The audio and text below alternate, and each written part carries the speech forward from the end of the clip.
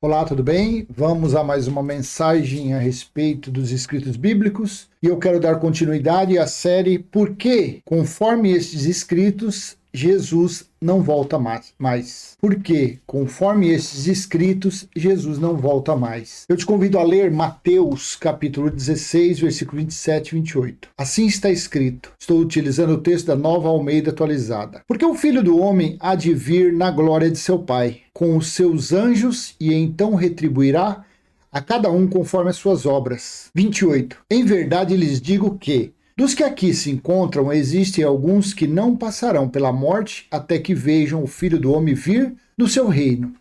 Esses dois versículos ele deixa bem claro, quando ele estava falando com os seus discípulos, que alguns dos que estavam ouvindo ali, ou além dos discípulos, outras pessoas que ali estavam, não iriam morrer até a volta dele. Mas vamos colocar aqui que seria somente os 12 discípulos. Que estava Judas, o traidor ainda. Depois saiu Judas e entrou outro, que agora eu não sei qual que é o nome. Vamos dizer, estava Jesus e mais 12 aqui. E entre esses 12 estava o apóstolo João, o apóstolo do amor. E ele falou que alguns ali, ele falou no plural, alguns não passariam pela morte até a volta dele. No singular, João não morreu. Porque lá em João, capítulo 21, versículo 22, Jesus disse a Pedro, Pedro, se eu quiser que ele fique vivo, permaneça vivo até a minha volta, até que eu volte, o que te importa? Quanto a ti, segue-me.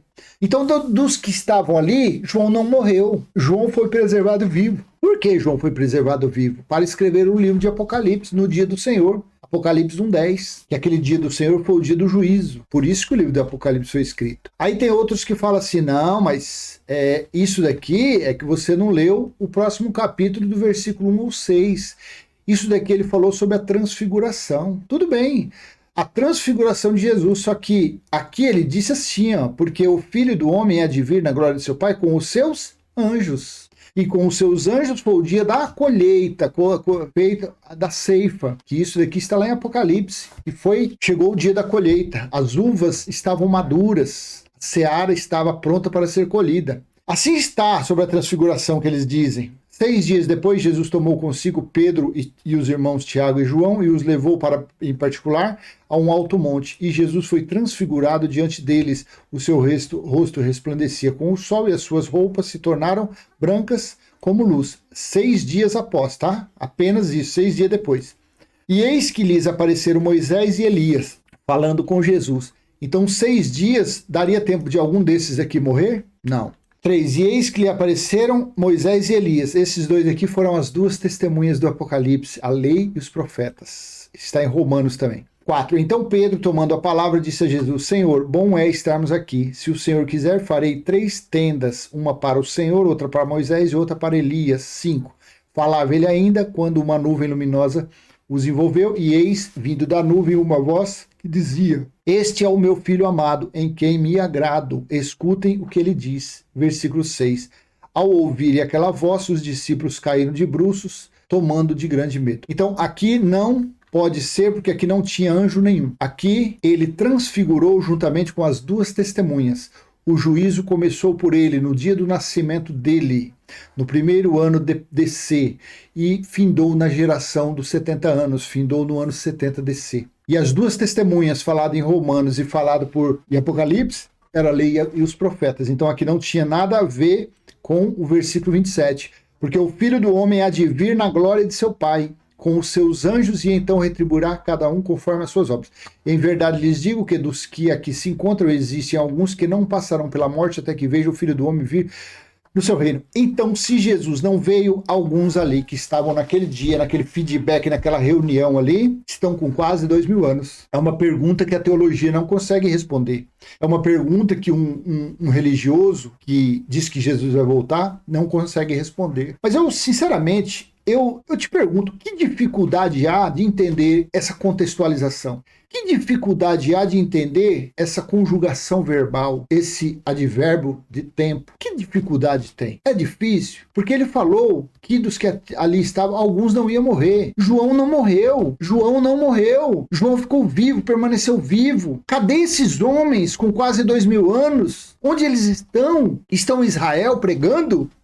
Estão na Rússia fazendo a cabeça do Putin para ele parar de atacar a Ucrânia? Será que eles estão lá no nosso Ceará comendo uma rapadura? Será que eles estão lá no Rio Grande do Sul, casquilhando um churrasco na parrilha? Onde estão esses abençoados? Se Jesus não veio ainda? Vai me desculpar, eu vou falar uma coisa, mas uma pessoa que pegar esses 2 versículos e não conseguir entender, olha, pode ter certeza que você está com um véu do tamanho de, olha, um lençol, um cobertor, daqueles cobertor para quem está num frio de 50 graus negativo. Você está com um véu no seu rosto, mais ou menos igual o tecido da roupa daqueles que ficam lá na Antártica, que na Antártida lá que o frio é 100 graus abaixo de zero. Não pode. Não pode esses versículos aqui, logo no começo, quando eu vi Geraldo pregando, quando eu fui consultar, eu vi, de primeiro eu já entendi. O problema é que a pessoa, ele não respeita a época. Ele não respeita quando foi escrito. Ele acha que esse escrito foi semana passada. Eles acham que isso aqui foi há um século atrás, há 100 anos atrás. Ele acha que isso daqui, quem inventou esse escrito foi quando fundou o CNPJ religioso, que ele chama de igreja. Lá onde eu vou, na minha igreja, faz 35 anos, ela está fazendo aniversário. Ele acha que isso aqui foi escrito há 35 anos. Esse escrito está aqui, essas palavras estão ditas aqui, sabe quanto tempo? Vai se fazer daqui a uns deixa eu ver, 10, 11 anos, entre 9 e 11 anos, entre 8 e 11 anos, estará fazendo 2.000 anos que foram ditas essas palavras. Pelo amor de Cristo, você tem que respeitar o tempo, você tem que se respeitar para quem eram os ouvintes. Você tem que respeitar quem é que foi, para quem foi dito isso. Quando você começar a respeitar, não interessa se você é teólogo, não interessa se você é professor da escolinha dominical, não interessa se você é pastor presidente, se você é cardeal, não interessa se você é o Papa. Mas quem sabe Papa Francisco está ouvindo isso aqui? Interessa. Você tem que respeitar para quando foi escrito. Isso aqui não pode futurizar.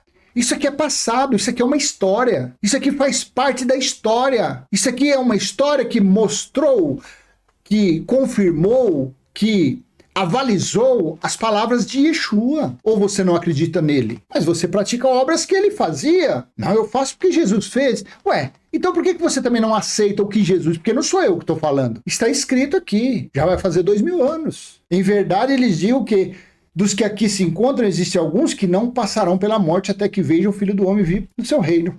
Então eu deixo com você essa mensagem e espero que o Espírito Santo da Graça, o próprio Deus, Elohim, dê esse entendimento para você sair dessa cegueira, dessas trevas que fica aí aguardando Jesus voltar. Amém? Até a próxima, se Deus assim permitir. Tchau, tchau.